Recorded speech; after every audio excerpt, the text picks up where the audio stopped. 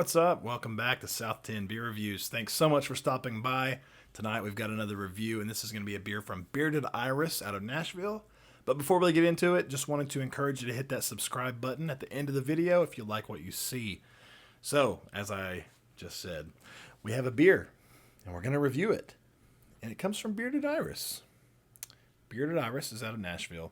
This is going to be their different take. This is a 7.5% alcohol by volume West Coast style IPA double IPA. So, this one says West Coast vibes on it. This one has a canned on date of November 22nd. So we are under 2 months old at this point. Bearded Iris, though, if you've been around my channel, even for, a few months, I'm sure you've seen some Bearded Iris reviews. I've got a lot of them on the channel, I would assume, because I get a lot of their beers locally, and I usually pick them up because they're just a couple hours away, and I think they do really, really solid stuff. So yeah, we're going to pick them up because why not? We're going to be using our Bearded Iris Tiku glass tonight. Love this thing. Pretty solid stuff. So yeah, the name on here, Different Take, I assume is based on them doing a West Coast IPA rather than a hazy IPA.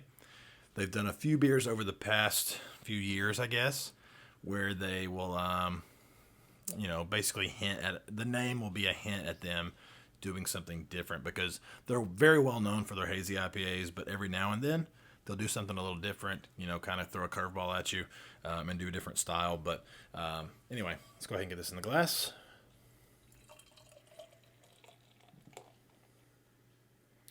And if I had to guess, I'm just going to think this probably is going to be more of like the new school West Coast IPA. I don't know that it's necessarily going to be, in comparison to some of the, Sierra Nevada Torpedo or even Sierra Nevada Pale Ale or, Pliny or any of those very, very well-known West Coast IPAs. So anyway, as far as the appearance goes, this beer comes in. It's got a nice golden color, but it's leaning towards that orange color. And I know it looks a little darker on camera because I can see it. I don't know if holding it into the light, if you guys can tell, but it looks fairly dark on camera. It's not quite as dark as it looks. It's actually quite nice looking. It's not completely clear. I mean, I can see a little bit of my finger through the glass, mostly shadow. So it's got a little bit of a haze to it. Could be a chill haze. It's right out of the fridge. I probably should have let it sit out for a bit. But very few carbonation bubbles flowing up. And then there's about a finger's worth of, it's kind of a white colored head. Pretty tight bubbles around the edges there. So it looks like a West Coast IPA to me. At least, like I mentioned earlier, a new school West Coast IPA. So let's go ahead and shove our nose in it. See what's got in store. Yeah, I'm definitely getting the candied citrus note. That's very familiar to me, at least when it comes to West Coast IPAs. It's like candied orange, candied tangerine, candied pineapple. There's a nice, prevalent grapefruit character as well. Like the ruby red grapefruit. Almost imagine if you put a little bit of sugar onto a grapefruit or a tangerine. I'm getting that type of vibe. Little bit of malt character in the background. It's kind of a bready sweetness. So I think the differing factor here, at least for me, and what's making it more of a new school West Coast IPA is that it's not focusing a ton on the crystal malt, caramel malt, whichever way you want to word it. So it's not, it doesn't have that overly malty type of aroma to it that using heavy doses of caramel and crystal malt can do. I don't know. To me, it's just a very light, bready sweetness, but it's letting the hops kind of do the work. And another thing that I'm noticing with the new school West Coast IPAs is they're not as dank as some of the old school West Coast IPAs. These are more focused, I think, on the juicy aspects. At least that's what I'm getting. It's just like a very prominent tangerine, orange, like citrus, even maybe a little lemon in there, and some pineapple. There is a slight herbaceous note kind of hanging out in the background. Just a little bit of like an earthy type of thing. So anyway, it smells really nice. I'm really excited to get into it. So let's go ahead and do it. Cheers.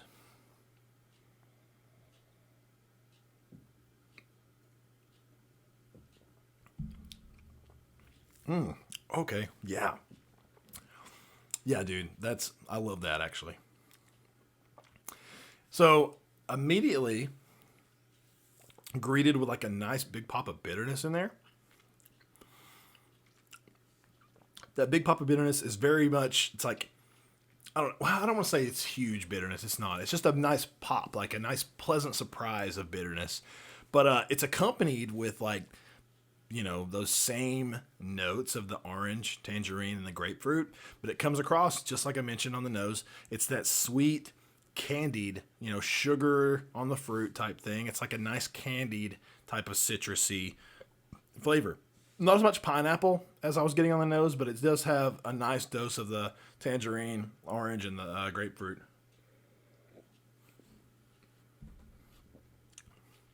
That pop of bitterness in there is definitely enough to kind of let you know it's there. Let you know that this is not, like West Coast or East Coast, like juicy, hazy IPA. Like it still has that nice base West Coast IPA, lacking a little bit in that area of the sweetness from the malt, like you would get with the caramel malt, like I mentioned. It still has a nice little herbaceous type of dankness in there. It didn't come across as dank on the nose, but I'm getting a little bit of dankness in here, kind of an herbaceous and like even like leaning towards that like weedy, like cannabis type dankness.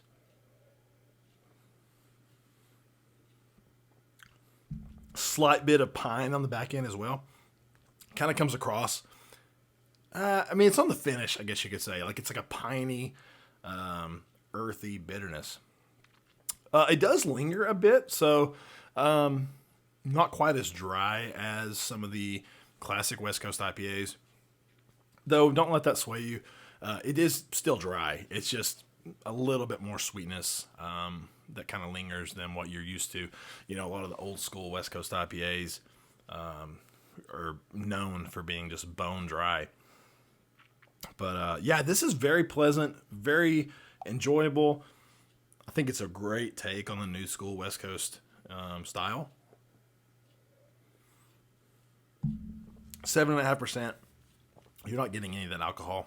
Mouthfeel, lighter side of medium. Got a nice, like, decent amount of carbonation to it. Not overly carbonated. It's not that New England haze, like, very minimal carbonation, but it does have enough to it. It's decent on the carbonation, realm of the thing. So, yeah, this is fantastic. I would buy this if I saw this, if they did this on a normal occasion. A lot of times they don't. They have their core lineup of beers, and then they kind of just do, one-offs or like annual type things. So, as far as a rating on this one, I'm going to give this a 4.25. I think this is really solid. Like I said, I would buy it. I would recommend it. And, yeah, I'm happy to have it. I'm happy to drink it.